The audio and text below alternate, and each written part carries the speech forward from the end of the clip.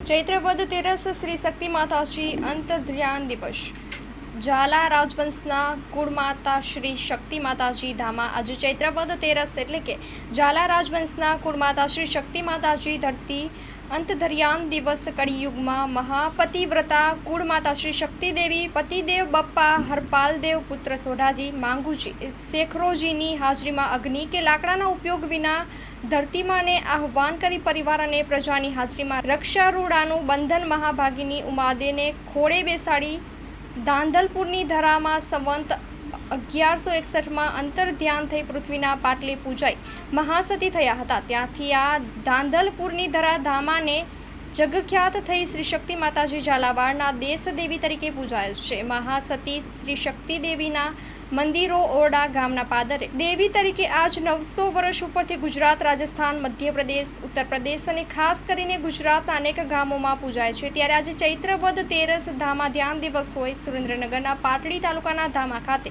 ઝાલાવાડ સહિત સમગ્ર ગુજરાતભરમાંથી હજારો ભાવિ ભક્તો માના દર્શનાર્થે ઉમટી પડ્યા હતા અને માતાજીના દર્શન કરી ધન્યતા અનુભવી હતી. Story report by Jayendrasinh Zala, Lakhtar. જય માતાજી. હું ઝાલા સ્કૂલમાં વિકુભા ચિંચવાડા. જે સમયે મેઘરાજી બાવા ચૂંટણી લડતા હતા એ સમયે મેઘરાજી બાવા ચિંચવાડા પ્રચારમાં વધારેલા એ સમયે એમણે ધામા શક્તિ માતાજીના મંદિરને દર્શન કરવાની ઈચ્છા વ્યક્ત કરી. ત્યારે અમારા ગામના વડીલો સાથે મેઘરાજી બાવા અહીંયા ધામા વધાર્યા. ત્યારે અહીંયા એક નાની ડેરી હતી અને એ ડેરી જોઈને બાવાને ખૂબ જ દુઃખ થયું. એમને એમ થયું કે આવડા મોટા ઝાલાવાડ સમાજના માતાજીની આવડી નાની ડેરી ન હોય એટલે એમણે મોટું મંદિર બનાવવાની ઈચ્છા વ્યક્ત કરી.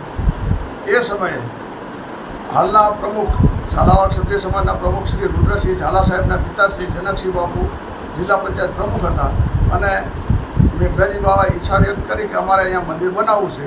એટલે જિલ્લા પંચાયત તરફથી અહીંયા જગ્યા ફાળવવામાં આવી અને એ જગ્યા મખવાન ટ્રસ્ટને બાવાના મખવાન ટ્રસ્ટમાં એ જગ્યા ફાળવી અને પછી મંદિરનું અહીંયા આયોજન થયું. પરંતુ માતાજીની ઈચ્છા જે જગ્યાએ નાનું ડેરી હતી ત્યાં હોવાથી ત્યાં મોટું મંદિર બનાવ્યું અને બાવાએ આ જગ્યા ઝાલાવાડ ક્ષત્રિય સમાજને ગેસ્ટ હાઉસ બનાવવા માટે સુપ્રત કરી. જય માતાજી, જય ઝાલાવાડ.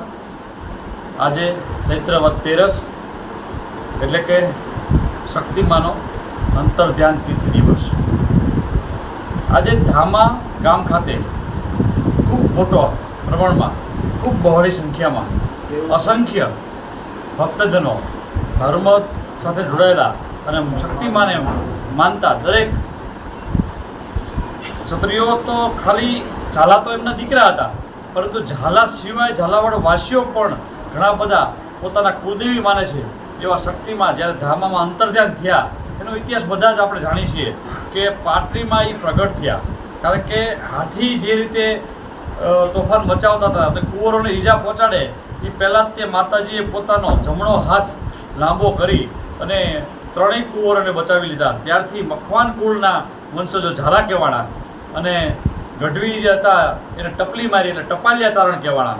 આ એક આખી અનોખી એક ઘટના છે જેના પુરાવા સાથે આ બધી વસ્તુઓ અત્યારે ઉપલબ્ધ છે.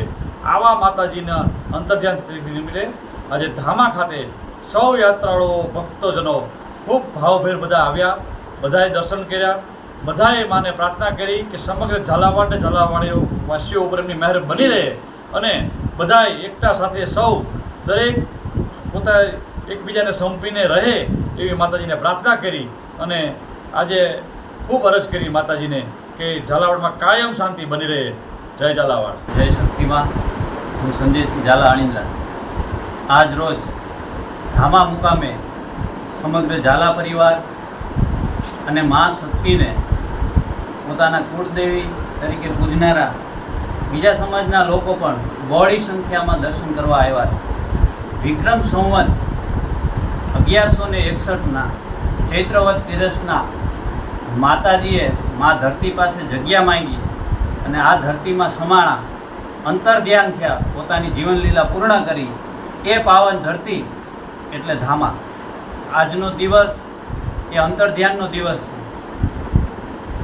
છતાંય આજે ઉત્સાહ અને આનંદ આવતો હોય, ઉમંગ આવતું હોય, કંઈક પ્રેરણા મળતી હોય તો એનું કારણ એ હોય કે આપણને આ એ દિવસ છે કે ત્યારે આપણને જાણ થઈ કે આપણા માં છે એ જગદંબા છે અને એના સતના પ્રતાપે ધરતીએ પણ જગ્યા આપી દીધી છે.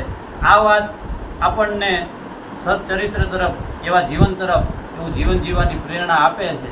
અને એવી પ્રેરણા લેવા માટે બહોળી સંખ્યામાં ઝાલાવાડીઓ સર્વે લોકો અહીંયા દર્શન માટે પધારે છે. અને અહીંયા બહોળી સંખ્યામાં દર્શન કર્યા બાદ હવન થાય છે, જાપ થાય છે. લોકો અહીંયા બેસી અને માતાજીનું ધ્યાન ધરે છે. અને વર્ષમાં સતત દર્શનનો પ્રવાહ તો ચાલુ જ હોય છે, પણ આજના દિવસે વિશેષ સંખ્યામાં મળી અને પ્રસાદીનો લાભ લઈ અને પોતાને ધન્ય અનુભવે છે.